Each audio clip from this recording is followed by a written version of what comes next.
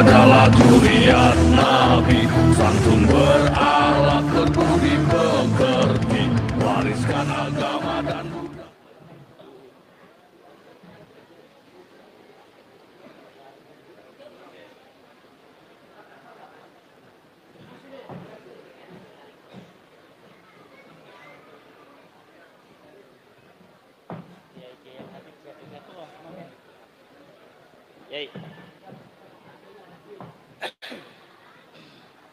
Siapa-siapa dia yang nggak apa ini seperti bunta. Ini siapa?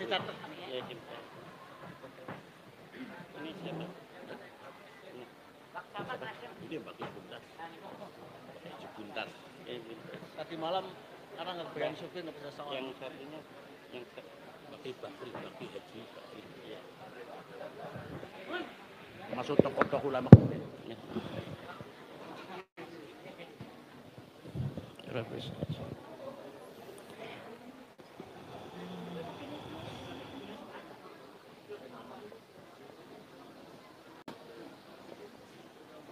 Assalamualaikum warahmatullahi wabarakatuh.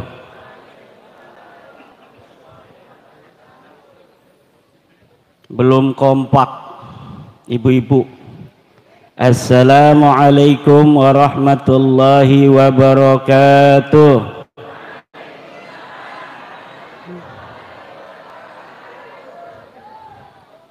Sudah lumayan, tapi belum kompak.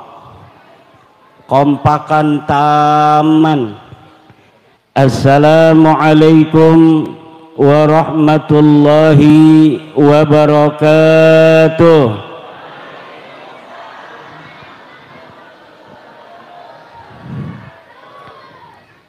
Hamdan lillah, salatan wa salaman ala rasulillah Sayyidina Muhammad ibn Abdillah alladhi wulida fi Makkah al-Mukarramah wa dufina bil Madinah al-Munawwarah la nabiyya ba'dah. Ya Hayyu ya Qayyum, Ya Hannanu ya Mannan, Ya Dayyanu ya Sultan, Ya Dzal Jalali wal Ikram. Amma ba'du, faya ashabal fadail, hadaratil mukarramin, para tokoh, para kiai, wabil khusus sahibil bait Kiai Haji Muhammad Sulhan,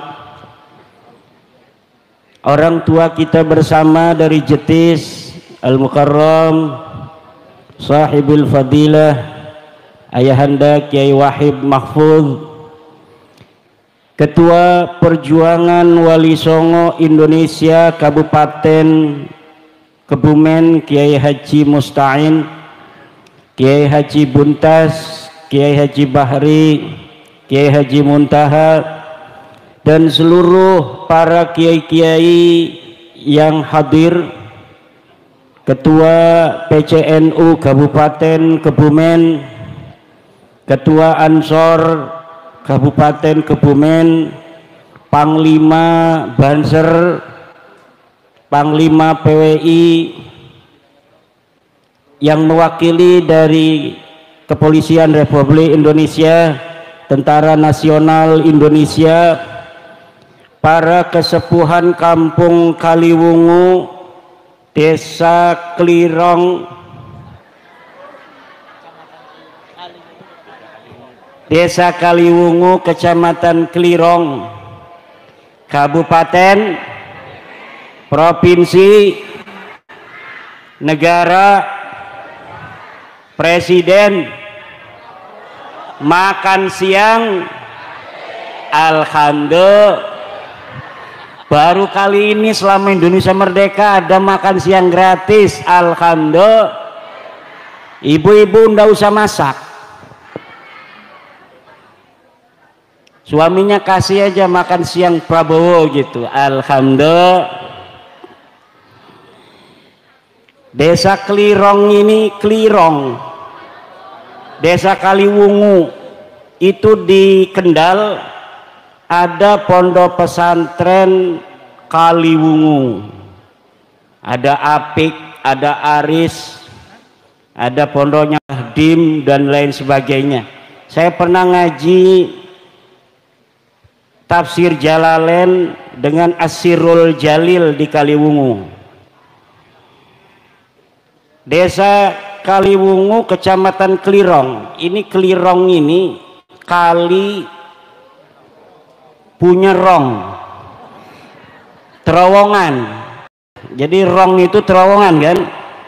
Ini adalah jejak-jejak daripada kemegahan Kesultanan Mataram. Prajurit-prajurit Mataram itu zaman dulu sudah bisa membuat terowongan dari Mataram sampai ke Bumen.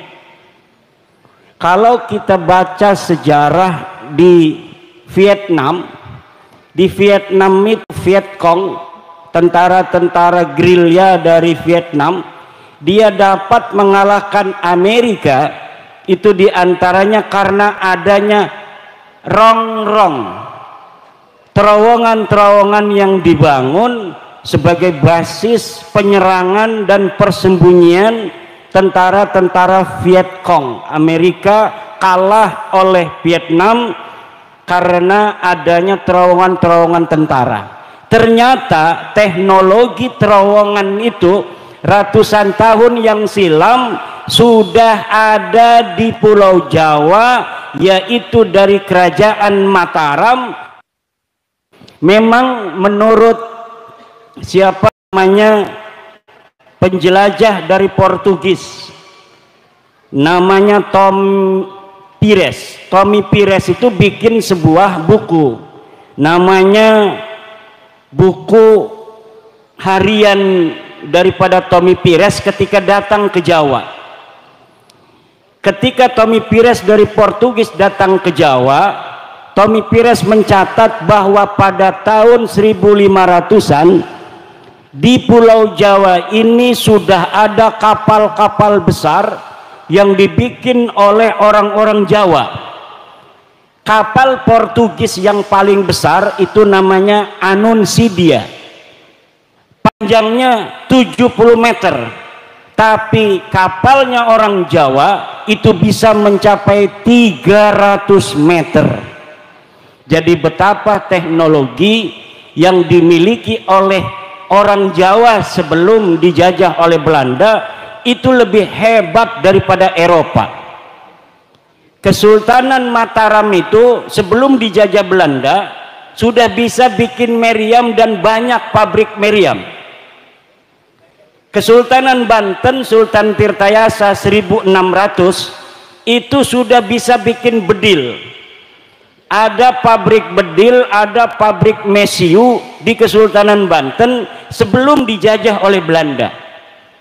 Setelah dijajah oleh Belanda, kebesaran kita sebagai orang Jawa kemudian hari demi hari dikikis, kemudian diberikan sejarah-sejarah palsu bahwa orang Jawa orang primitif, orang Jawa leluhurnya tidak hebat, orang Jawa leluhurnya kampungan, sehingga satu generasi demi generasi itu tertanam di hati orang-orang Jawa bahwa orang Jawa bukan orang yang maju di masa lalu.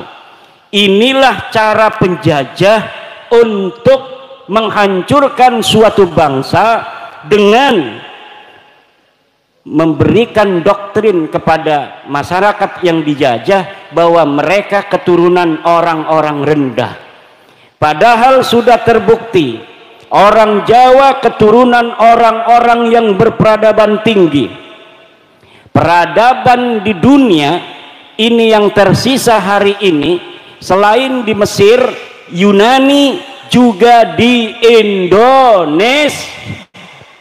Borobudur, Roro Jongrang, Prambanan, Gunung Padang, itu adalah sisa-sisa bahwa leluhur kita dulu adalah orang-orang yang hebat, orang-orang yang maju. Maka jangan mau diomongin bahwa kita ini keturunan orang-orang rendah, orang-orang Jawa keturunan orang-orang primitif yang tidak tahu teknologi. Itu semua adalah doktrin untuk menjajah kita orang Jawa, orang Nusantara, agar apa? Agar kita menjadi mudah untuk dikuasai bangsa asing, bangsa selain bangsa Indonesia. Nah, Isra Mi'raj pada hari ini, kampung Kaliwungu, desa Kaliwungu ini, selain ngomong masalah sholat, juga ngomong masalah teknologi. Karena Isra Mi'raj ini menjadi sebuah isyaratan teknologian, bahwa dulu Nabi Muhammad ketika Isra Mi'raj itu kalau dipikirkan secara biasa, secara sederhana, tidak mungkin orang dari Mekah menuju ke Palestina dalam waktu 1 malam. Dengan onta saja 1 bulan pergi, 1 bulan pulang. Kenapa ini 1 malam? Belum Mi'raj ke langit, pulang lagi sebelum subuh. Ini adalah tantangan teknologi bagi umat Islam, bahwa umat Islam tidak boleh ketinggalan teknologi. Sebelum Nabi Muhammad itu diisrokan, dibelah dadanya. Ini adalah tantangan kedokteran, bahwa manusia itu dadanya bisa dibelah, tapi dia masih bisa tetap hidup. Yang sudah dibelah banyak itu perempuan, tapi nggak isro-isro. Betul apa tidak? Kadang-kadang satu ibu-ibu dibelahnya 3 kali, tapi nggak isro-isro. Mi'raj, mungkin Mi'raj itu artinya naik. Ya, kalau Isra itu berjalan di waktu malam, tukang nyari kodok juga Isra itu lugatan. Kalau naik itu Mi'raj. Mi'raj itu asal makna lugawinya naik. Jadi setiap yang naik-naik itu adalah Mi'raj. Orang naik kelapa itu lagi Mi'raj. Naik motor itu namanya, ibu-ibu, Mi'raj. Isra Mi'raj. Subhanalladzi asra bi'abdihi laila minal masjidil haram ilal masjidil linuriyahu min ayatina innahu huwas sami'ul basir. Innahu huwas Subhanalladzi asra, maha suci Allah yang telah memperjalankan hambanya. Hadaya dulu anna nabiyya urija bil jasadi war ruh li'anna Allah abbara bi abdi abdun ruhan wa jasadan. Jadi Nabi itu Isra Mi'rajnya ruh dan jasadnya, bukan hanya jasadnya saja, nggak ada ruhnya, orang mati itu mah. Bukan hanya ruhnya saja tanpa jasad, itu namanya orang ngimpi. Tetapi Isra Mi'raj itu ruhan wa jasadan, ruh dan jasadnya. Falidzalika abbara bi subhanallah. Subhanallah ini adalah menunjukkan hal yang besar. Kalaulah Nabi itu Isra Mi'rajnya hanyalah ngimpi, nggak usah pakai subhanallah. Wong saya juga pernah ngimpi, betul apa tidak? Kita adanya di Kebumen, ngimpi ke Jakarta. Itu aneh apa tidak? Tidak biasa. Tidak usah pakai subhanallah.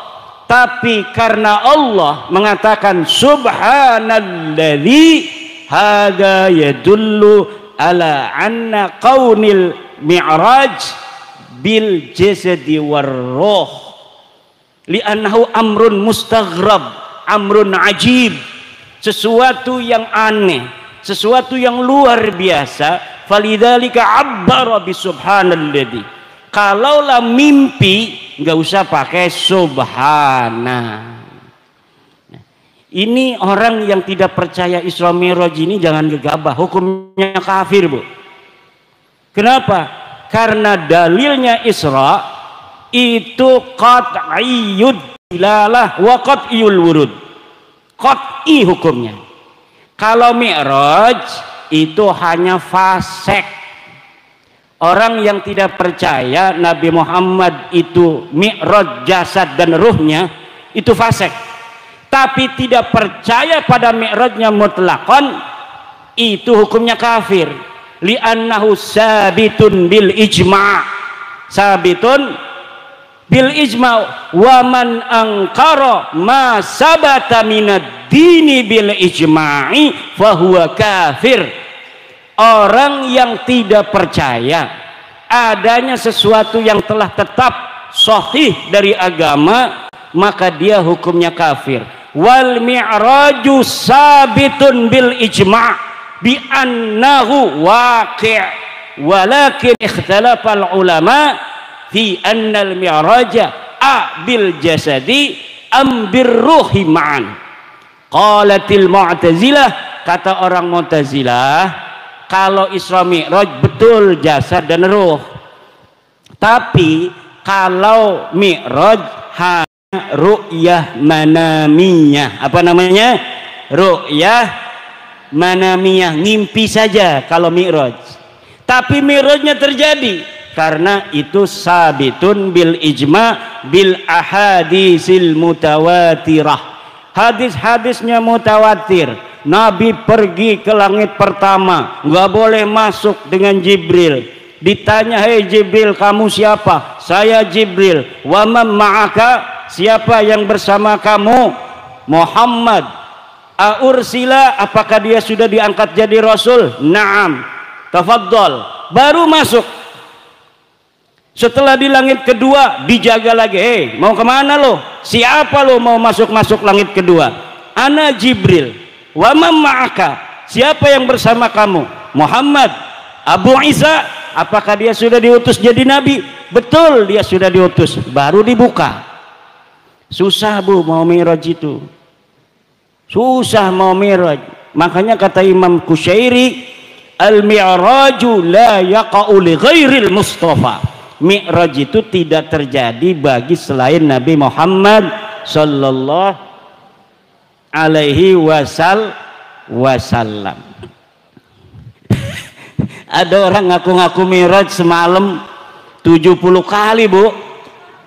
Orang ini namanya Faqih Muqaddam, dia berkata, urijabi ilas sama'i sab'ina marrah fi lailatin wahidah. Aku, kata Faqih Muqaddam, mi'raj semalam itu 70 kali. Dan ontaku ini dia ta'rifu tara'iqas sama, dia mengenal jalan-jalan di langit seperti mengenal jalan-jalan di bumi. Masya Allah. Kata orang-orang Faqih Muqaddam itu kafir. Kata orang-orang kiai-kiai Indonesia ngomong di YouTube bahwa Faqih Muqaddam kafir karena dia mengaku bisa mi'raj ke langit. Karena orang yang mengaku mi'raj, menurut kitab Mbah Hashim Asy'ari, kitab Risalatul Mu'awanah, manidda'a annahu manidda'a mujalasatullah, manidda'a mujalasatullahi wal uruja ilaihi wa mukalamatahu kafir.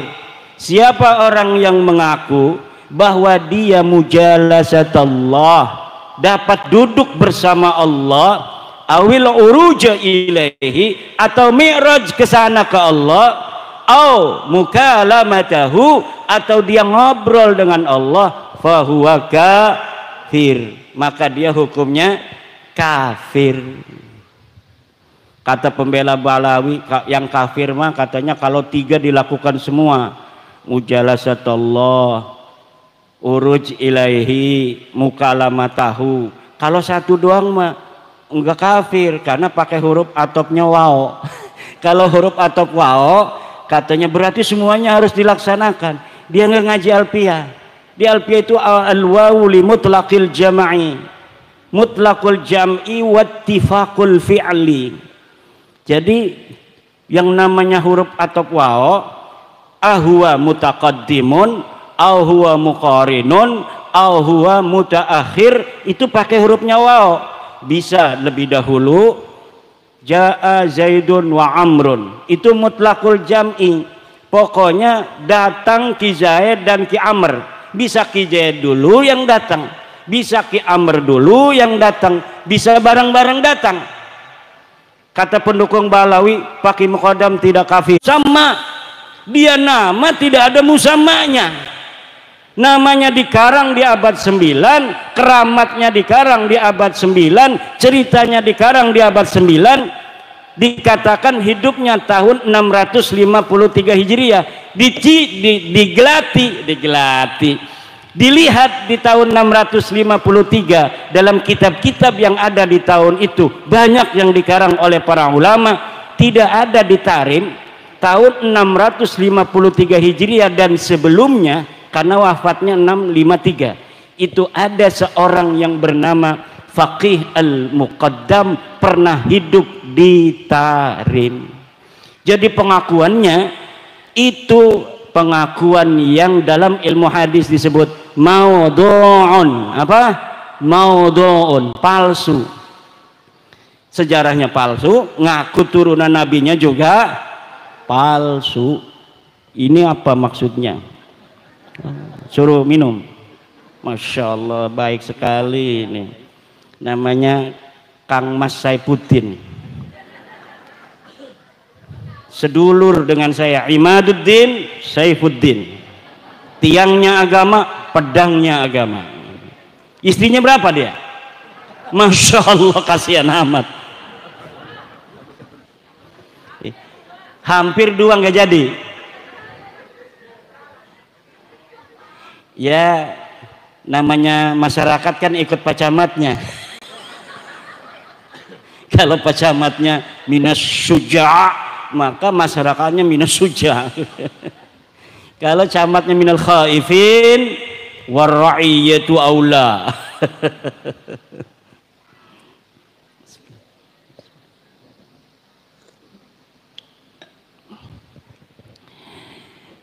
Saya ibu-ibu ngomong pakai Muqaddam sebagai orang bayang yang tidak ada sejarahnya, tidak ada sosoknya. Ini disangka dibayar oleh Cina katanya.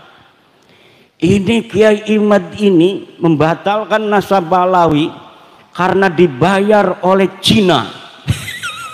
Kata saya, urusannya apa Cina sama saya? Apa untungnya Cina itu sama batalnya nasab Balawi?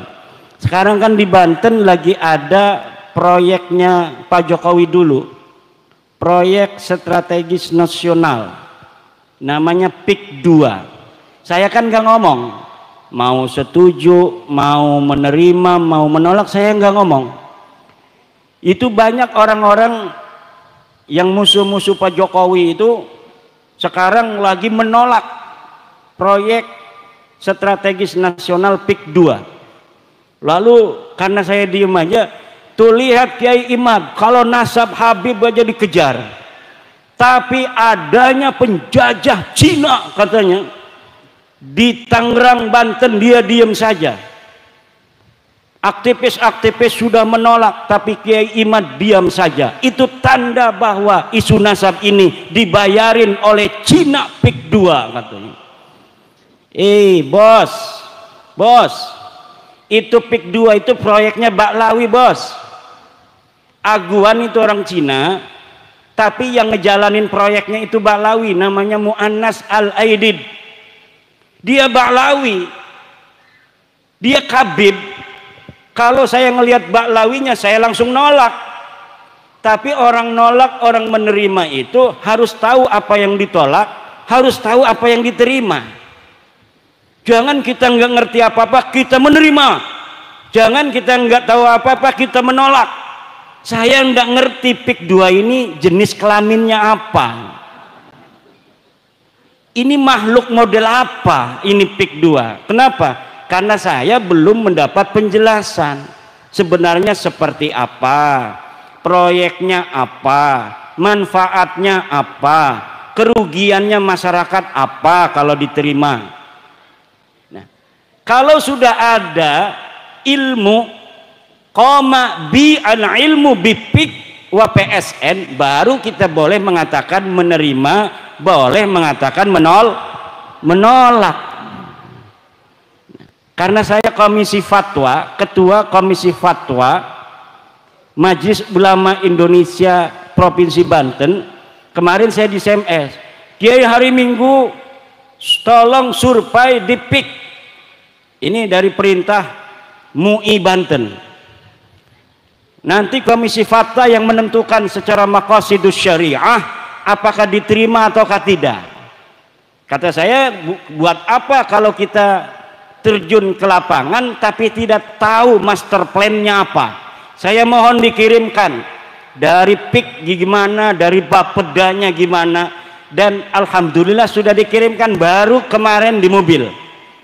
Saya baca, tinggal saya terjun ke lapangan. Baru setelah kita tasawur, nah kita menentukan hukum itu harus tasawur. Al hukmu bisyai'i far'un an tasawurihi. Menghukumi sesuatu adalah cabang dari tasawurnya. Kalau kita menghukumi sesuatu, menerima atau menolak tanpa tahu tasawurnya, maka itu orang gendeng. Tasawurnya dulu, tasdiknya dulu, lalu bagaimana manfaatnya, madaratnya kita timbang secara maqasidus syariah, baru kita menentukan sikap. Tapi banyak orang yang kesusu, belum apa-apa menerima, belum apa-apa menolak. Lah harus ditimbang. Setiap proyek yang dijalankan oleh negara pasti tujuannya kesejahteraan rakyat, Bu. Kalaupun ada di bawah itu hal-hal yang tidak sesuai dengan aturan, itu teknis lapangan, harus diselesaikan secara lapangan. Nah, kalau misalnya harus menunggu secara konvensional, itu Banten Utara yang sekarang mau dibangun itu kalau ngandalin Pemda kabupaten, itu mungkin 100 tahun lagi baru bisa dibangun. Makanya ibu-ibu, kalau ada pembangunan dari pemerintah, terima dulu, nanti dilihat madarat manfaatnya, jangan nolak aja, nanti nggak maju-maju. Pak Camat mau bikin jalan, nih apa nih tujuan Pak Camat, kita tolak karena mungkin Pak Camat ini mau nyari untung. Jangan begitu, maslahatnya buat rakyat, maslahatnya buat masyarakat. Jadi sekali lagi, bahas nasab ini bukan karena sesuatu hal di lain kita. Ini adalah intern Nahdlatul Ulama. Karena yang masih percaya Habib putune Nabi ku ya cuma NU. Wong liyan mau wis ora percaya Habib iku putune Nabi sing jaman bengen. Muhammadiyah iku ora percaya Habib putune Nabi sing bengen. Makanya Muhammadiyah sugih 300 triliun duit tega. Muhammadiyah duitnya 300 triliun Bapak. Al-Irsyad orangnya sekarang intelek. Kenapa Al-Irsyad itu intelek, kaya? Karena mereka sing bengen wis ora percaya Habib putune Nabi. Lah wong NU masih makanen bae. Nang apa? Duitnya kaken NU. Nah, fenomena uang ngaku putune Nabi tapi akhlaknya adoh karo Kanjeng Nabi ku dadi bingung. Lah lamun kita ngedeleng Gus-gus ki ya, anaknya kiai akhlaknya kayak kiai, tawadu, ngajine kewekel, sampai diajarine kedudune ngabae dilempar ning pondok sejen. Supaya apa dilempar ning pondok sejen? Supaya ngerasani premen dadi santri, mangan asal anak, turu asal turu, ngising asal ngising. Iku santri. Lah anak kiai didokoni pondok sejen iku supaya ngerasani ari ilmu mah kiai negake ilmune. Tetapi dudu hanya ilmu, adoh saring wong tua niku membentuk karakter. Adoh karo wong tua membentuk kemandirian. Weruh artine anane wong tua iku berharga lamun anak kita wis mondok, Bu. Kalau anak kita dipondokin, dia akan merasa bahwa orang tua itu penting. Kang Saifuddin bolak-balik melulu. Rabi masih ci. Remen, Mbak. Hampir 2 aja rabi nih kini ngarep ki. Iya rabi nih ya. Endi rabi nih Kang Saifuddin? Hati-hati, 2 laki ganteng makenen ki. Aja dilepas mekonon bae. Kalau mau narap nih Banten maning kudu dibaturi. Bukan kecantolong Banten. Kayak kita didampingi bae nang rabi. Karena weruh wong kebumen ayu-ayu. Bukan kecantolong kebumen ning aku nih kundi rabi kita nih kantika. Alhamdulillah berarti disayangi nang rabi.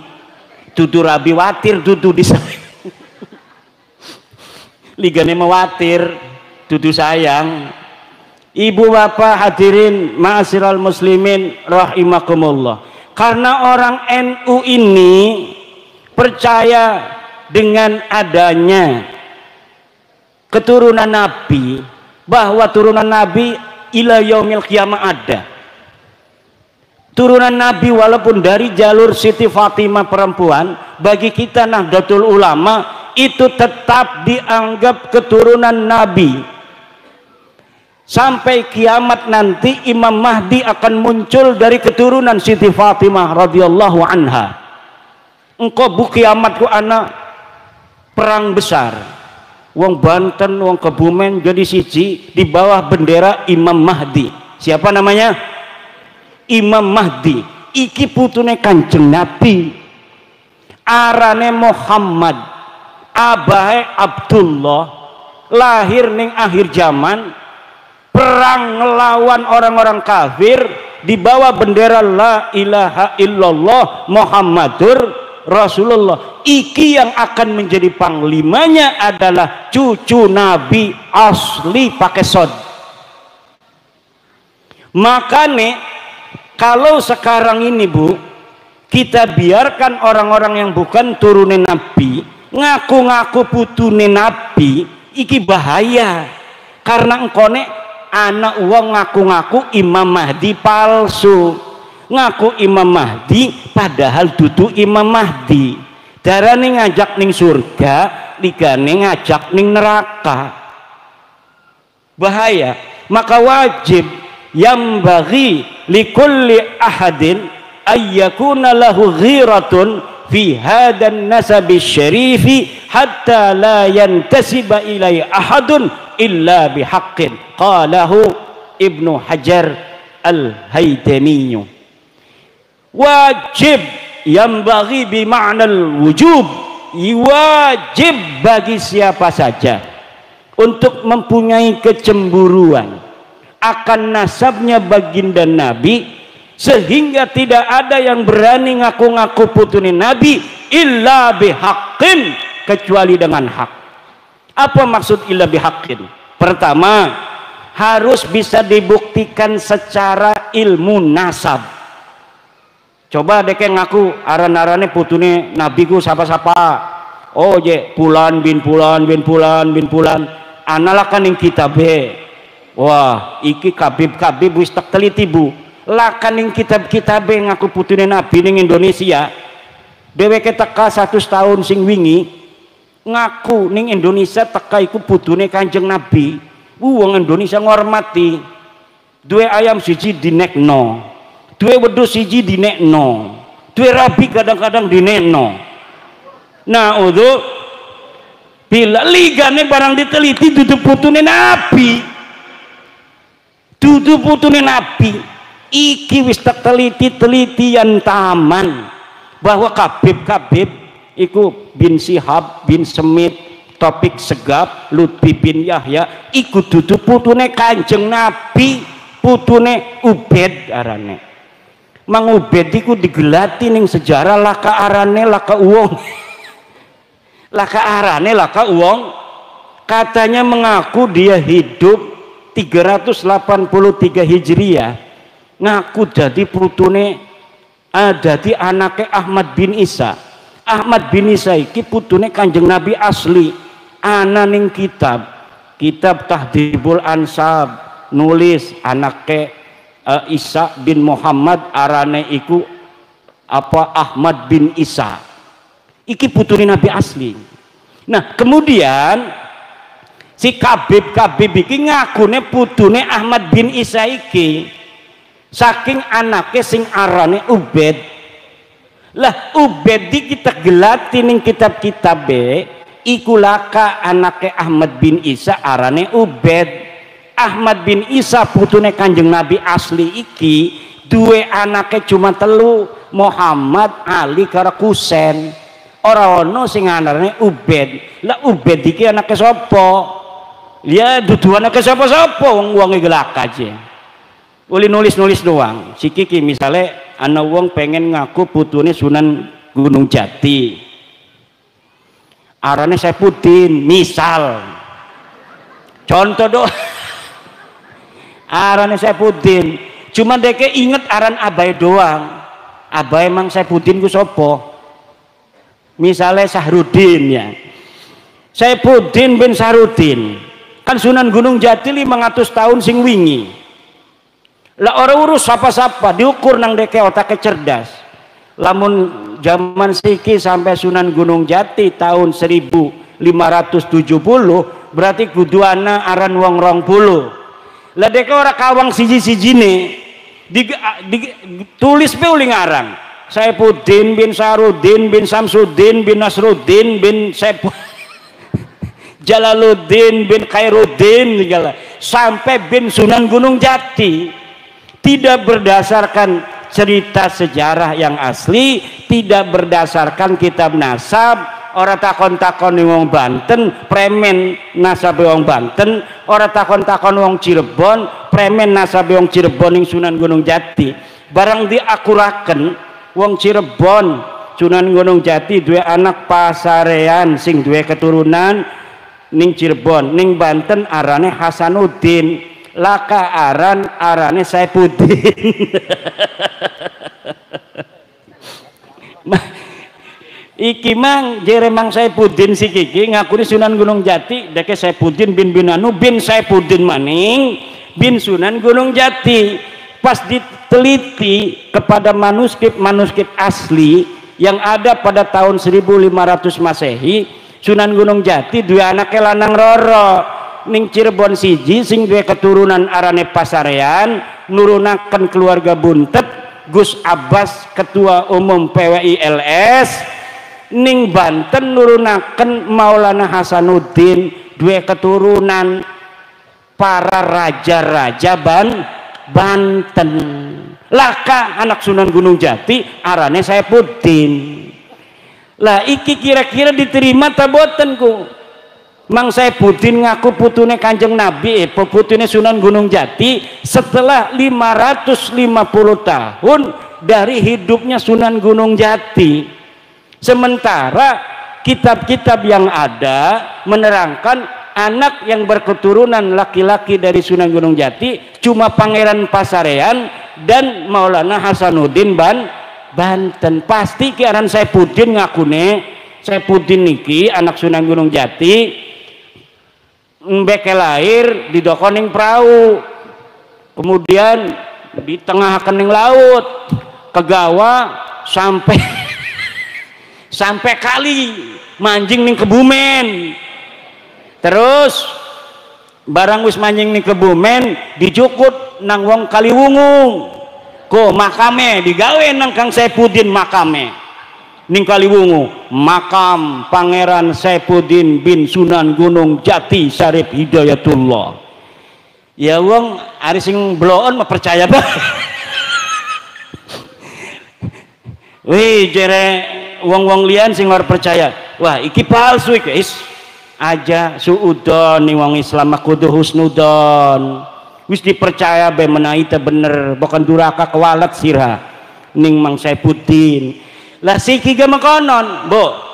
Saya bawa dalil nih bahwa pengakuan KB Balawi sing ngaku putune Nabi itu palsu.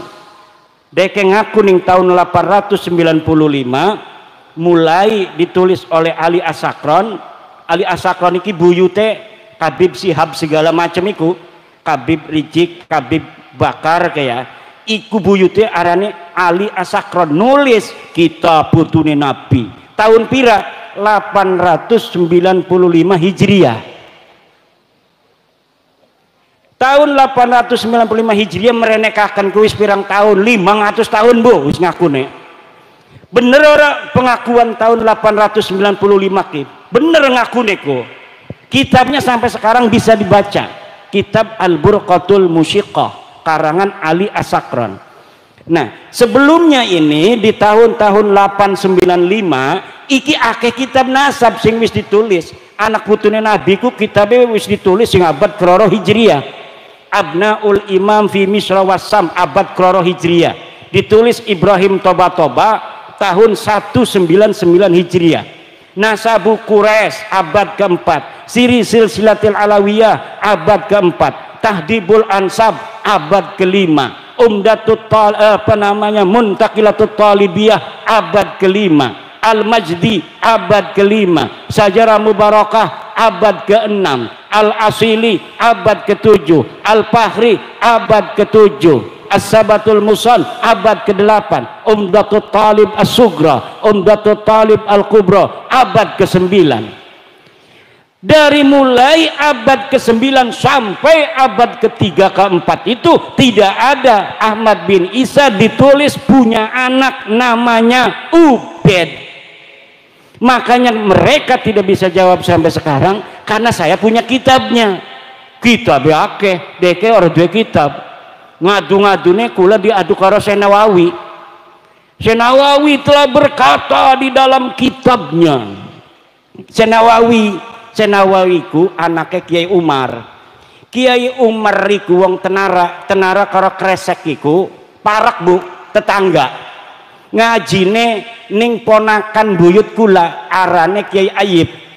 Kiai Umar ngaji ning Kiai Ayib. Syekh Nawawi digawa-gawa sing cilik melik pinter luwih. Kiai Ayib ngajine Bidayatul Hidayah. Nyeluke Bidayatul Hidayah. Dimarahin nang Syekh Nawawi masih cilik, wis ngaji amil. Jere Syekh Nawawi ning Kiai Umar, "Bah, gurune abaku goblok je." Nah ngapa tatong diarani goblok iku Kiai Ayib? Karena deke maca Bidayatul Hidayah. Harus sebah dibacanya Bidayatil Hidayah karena ana huruf jerbe. Karena mereka ngaji amil an-naul awwalu hurufun tajurrul isma faqat wa hiya al-ba'u wa min wa ilaka. Al-ba'u iki huruf jer. Setiap kalimat kependak B wajib dibaca jer bil madrasati, orang uli dibaca bil madrasatu. Iku diajari nang abae. Senawawi diajari nang abae mekonon lagi ngaji amil. Barang gurune abae maca Bidayatul Hidayah disalahna. Ngakune orang bisa aja gurune abahku. Laporan Kiai Umar ning Kiai Ayib. Kiai Ayib kong kresek jere Kiai Umar Yai Nawawi kijeng nyalahaken Yai nyalahaken premen ngakune Yai ku salah macane Bidayatul Hidayah kudune Bidayatil Hidayah. Jere Kiai Ayib iki bakal pinter luwih ki anak kira ki pondokaken masih cilega dipondokaken ning Kiai Sahal. Ki Sahal iku anane ning Lopang Serang. Kisah haliki misanan malih kelawan Kiai Ayib.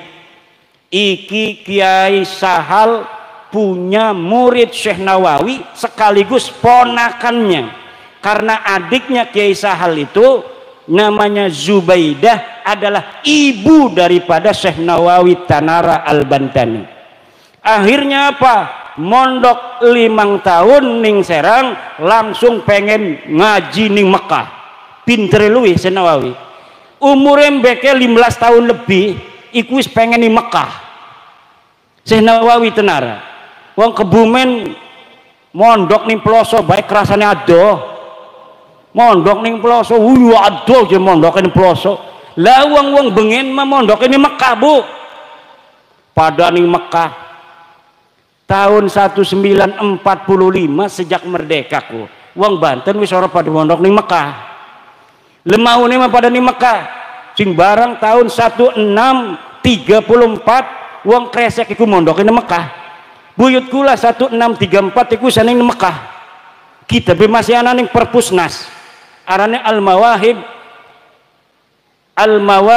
Ar-Rabbaniyah lil As'ilah Al-Jawiyah. Iku ditulis oleh buyut kula. Tapi duduk karangan dewe. Kitabnya karangan Ibnu Allan. Ibnu Allan mufti Mekah tahun 1634. Uangnya orang berduit. Tetapi jadi kaya raya. Kenapa? Karena sing mondok putune raja, putune sultan. Ngamplope dudu ngamplop duit. Apa ngamplope? Ngamplope berlian. Kenapa? Karena Banten zaman bengen niku kaya raya bu, orang kayak Siki provinsi Banten jadi termiskin se-Indonesia. Bengene iku terkaya se-Indonesia. Coba lihat di Inggris. Puisi-puisi Inggris tahun 1500-1600 itu selalu berbicara tentang negeri emas di Nusantara, apa namanya? Banten. Tetapi sekarang coba termiskin di Indonesia, di antaranya anak Banten nih kono iku. Allah. Ibnu Allan mondok, sing mondok iku Sultan Abul Ma'ali Ahmad karo buyut kula Arya Wangsakara. Mondok ning Mekah 4 tahun. Entas mondok ning Mekah balik. Iya balik entas mondok ning Mekah ngegawa kitab, ngegawa bendera Nabi Ibrahim. Kemudian apa arane ku maning kitab tasawuf Insan Kamil dan lain sebagainya. Zaman bengen wong Banten tahun 1634 wis ngaji kitab Insan Kamil karya Al-Jaili. Iku tasawuf falsafi. Makanya akeh sing rada halu-halu pengen jadi wali-wali melulu. Karena ngajine wis kitab tasawuf jaman bengen iku pengen jadi wali, pengen tapa. Raja-raja Banten lamun masih ngisi tiap dina iku ora dianggap nang abae. Ke qadaul hajatnya itu 15 hari sekali. Kenapa? Karena jarang makan. Barang anak putune pada lemu kabeh. Buyut-buyute bengen dadi raja iku diperhatikaken karena anak telik sandi sing tukang merhatikaken iki anak-anak raja. Siapa sing tukang ning kamar mandi? Lamun sing tukang ning kamar mandi berarti tukang mangan, tukang nginum. Nah, iku Sultan Maulana Hasanuddin 15 hari sekali masuk kamar mandi nih. Masya Allah. Maulana Yusuf masih mengkonon, Maulana Muhammad Nasruddin masih mengkonon, masih nom mati tapi dek kema perang mati ning Palembang. Dua anak Sultan Maulana Abul Mapahir masih mengkonon. Dua anak Sultan Abul Ma'ali Ahmad masih mengkonon. Dua anak Sultan Tirtayasa masih mengkonon. Kuru Sultan Tirtayasa uangnya kuru masih ana lukisanane ning Inggris.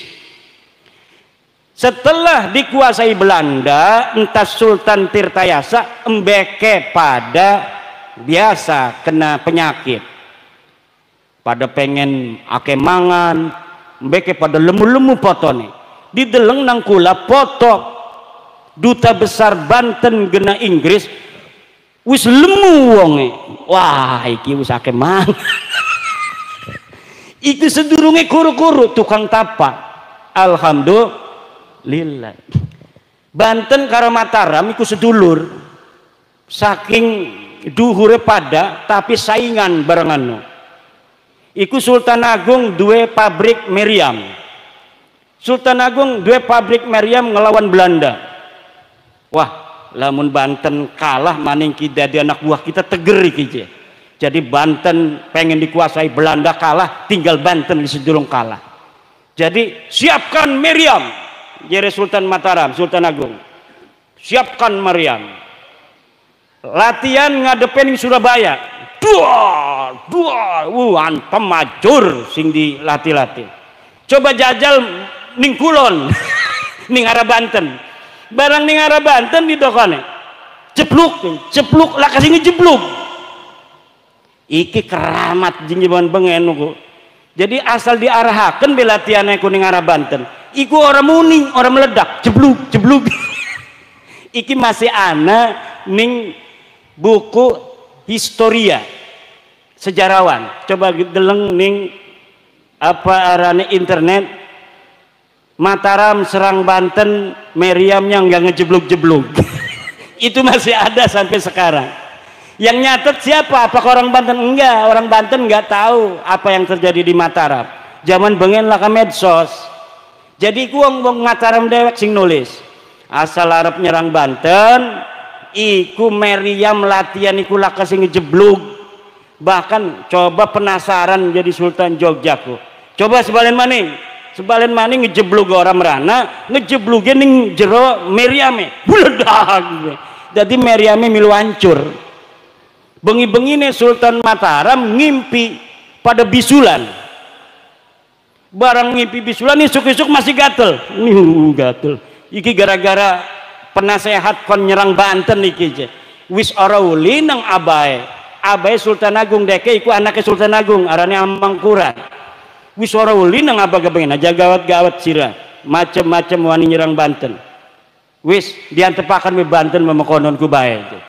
Barang anaknya mus kalah Belandaku Banten gak kudu kalah ya. Akhirnya pada ngimpi ora bagus sampai ngimpi bisulan barang dikerowek tangi-tangi masih gatel ya. Lah iki persahabatan zaman bengen antara Banten karo Mataram sampai sekarang kudu sedulur bae wong sedulur ya kudu sedulur aja kadang-kadang hawak. Wih, lamun KB mah teger ki dikuasai ya. Aja macam-macam iku. Ibu bapak hadirin ma'asyiral muslimin rahimakumullah. Dalam jam 12. Kulane ayun wenten acara male adoh ning daerah Jawa Barat ning gunung. Dados perjalanannya iku 8 jam yai. Jadi nanti nggak mampir lagi yai ke Jetis. Habis ceramah ini karena tadi udah makan dulu akan langsung menuju ke Jawa Barat ning gunung supaya kita sebagai warga NU iki pada paham kabeh bahwa Habib iki ditutupin Nabi. Lamun wis paham kita ora bisa ditipu. Kadang duit 200.000 teka Habib yai minta uang buat haul. Rabi mah nginte be marah-marah. Awas dinekakan tabok ya, awas dinekakan tabok. Ligane kiai mah karena hatine alus, dinekakan bae wis rabi marah-marah setan doang rabi ki. Ora demen ning putune Rasul ya. Siki mah menanya ora bisa maning dikononakenku. Wah anak kiai dijaluki 40 juta iku ning Purbalingga ning Banyumas. Dijaluki 40 juta dinekno. Barang tak maning wis ana kajian kula bahwa Habib dudu putune Nabi ngejaluk 40 juta maning dheweke pura-pura edan. Kiai neko. Kiai Imad pahlawanku, Kiai Imad pahlawanku. Dadine liki sapa Habib kabur stres di wong iki ya. Ya iku daripada 40 juta hilang lebih baik kedeleng stres. Makanya ibu-ibu lan bapak-bapak insya Allah kajian ilmiah iki senajan sebenarnya iki kajian ilmiah ora perlu ana pengawalan daripada laskar-laskar karena kajian ilmiah itu kalau sudah jadi kajian ilmiah sebenarnya ya sudah, tetapi ini ada aksiologis kaitan kemanfaatan dengan masyarakat di mana sebuah kajian memiliki relasi kepentingan masyarakat di mana sebuah pengakuan cucu Nabi ini berkaitan dengan hal-hal spiritual. Orang kalau sudah ada orang ngaku cucunya Nabi, maka orang yang merasa umatnya Nabi Muhammad akan terdorong untuk mengabdi, terdorong untuk menghormati, mentakzimi. Nah, dari pengakuan ini oleh sebagian orang dimanfaatkan untuk memeras, untuk membohongi, untuk mengeksplorasi, untuk menguasai dan lain sebagainya. Sejarah dipalsukakan meneng bae lah kasing wani. Wis weruning desane iku laka Mbah bin Yahya. Tiba-tiba anak sing ngomong iki ning kene ana makame bin Yahya. Lah kasing wali kiai negawut ning putune Kanjeng Nabi. Kawin karo sapa mrene iku digawa sapa. Lamun lah ke sejarah mekonon wis iku berarti makam palsu. Apa tujuanane? Tujuannya deke supaya diaku nang wong kono. Engkone wong konone ngerasa oh iki ki bengen sing mendirikan kampung kita. Karena ku diucapaken ning konone Umar bin Yahya wafat tahun 1500. Sedang siki wis 2025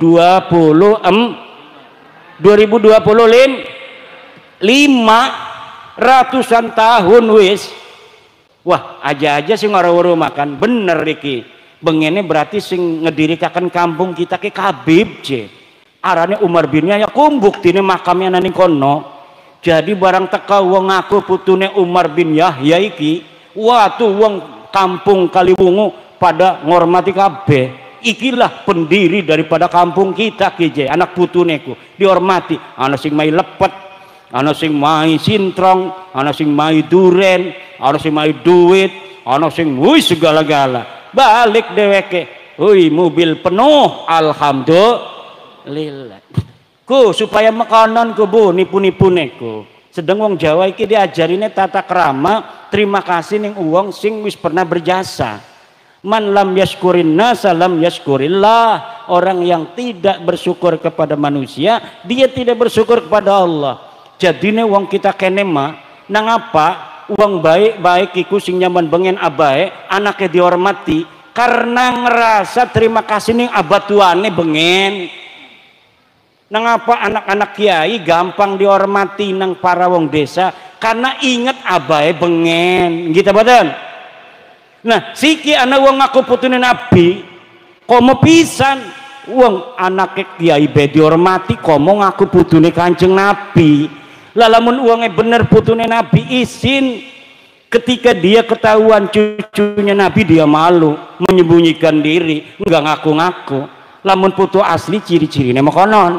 Lamun putu palsu mbek teka assalamualaikum ana Ali bin Husain bin Yahya ana min dzurriyyati Rasul ana min ahli bait ana mau haul ana akan ngundang para ulama habaib. Biasanya habisnya 40 sapi 500 kambing. Udah kiai sapi aja 2, kiai sapi aja 2. Kalau kiainya model saya nggak punya duit aman. Tapi kalau kiainya model Kiai Wahib yang banyak duitnya, waduh, sapi minimal mintanya 2, 1 dikasih itu. Gitu badan. Kalau datang ke saya yang nggak punya duit ya susah. Tapi kalau kiainya yang punya duit, mahabbah kepada nabinya tinggi, gampang dibohongi, gampang tipu. Bapak Camat pengen naik jadi bupati. Insya Allah tidak pakai partai lagi, nanti akan jadi bupati. Kata Pak Camat, goblok lo, orang jadi bupati harus punya partai. Katanya nggak usah, nanti akan jadi bupati sendiri, paling jadi PJ itu. Tapi ada maharnya Pak Camat. Maharnya itu cukuplah kalia, karena bupati paling kalia. Tapi kalau presiden mau nyalon presiden datang kepada cucu Nabi, Allah, masya Allah, alhamdulillah, khair. Alphard, mintanya Alphard itu kalau calon presiden gitu. Tapi kalau calon lurah ya biasalah motor Honda gitu. HP kalau pengen jadi RT itu. Ya jadi yang model-model begini yang tidak baiknya insya Allah dengan adanya kajian ini orang-orang baiknya juga ada dari mereka. Tapi banyak yang gak baik begini yang keliling-keliling ini nanti tidak akan ada jalan lagi untuk menipu masyarakat wabil khusus Nahdlatul Ulama.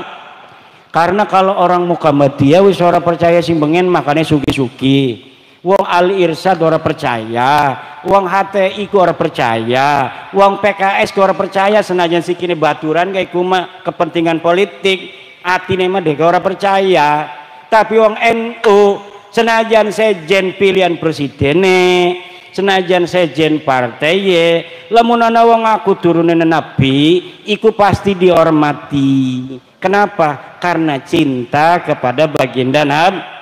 Oleh karena itu kita harus semuanya mempunyai kepedulian, ustadznya di kampung, kiainya, pemudanya, ansornya, MWC-nya, untuk memberi kesadaran pada masyarakat. Jangan mudah percaya pada orang-orang yang mengaku cucunya Nabi.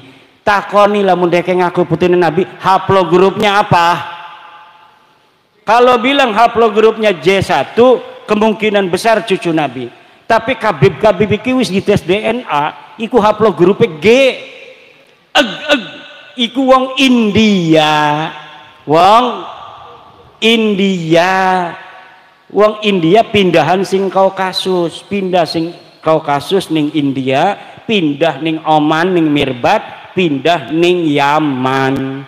Iku dudu wong Yaman acan. Dudu wong Arab acan, wong endi? Wong India. Makane Najwa Shihab wis dites DNA deleng ning internet, hasil DNA Najwa Shihab iku 48% mitokondrianya itu berasal dari India. Dudu wong Arab. Mudah-mudahan barokah semua orang Kaliwungu ama Allah Subhanahu wa taala diangkat derajatnya.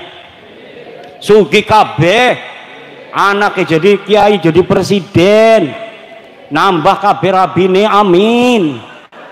Terutama Kang Saifuddin rabine marah aja digaweni duren kiai mengkonon kuci. Ibu bapak hadirin masyaallah muslimin rahimakumullah, nuhun para kiai, mohon maaf bercanda-bercandanya karena kita ngerasani dudu wong liyan karo wong Kebumen ngomongnya mirip karo wong Jawa ning Banten. Semoga tali persaudaraan ini tidak akan selesai sampai terus ila yaumil qiyamah. Bangsa Indonesia semuanya barokah dengan negara Pancasila dan Nahdlatul Ulama. Wallahu huwal muwaffiqu ila aqwami thoriqin. Wassalamualaikum warahmatullahi wabarakatuh.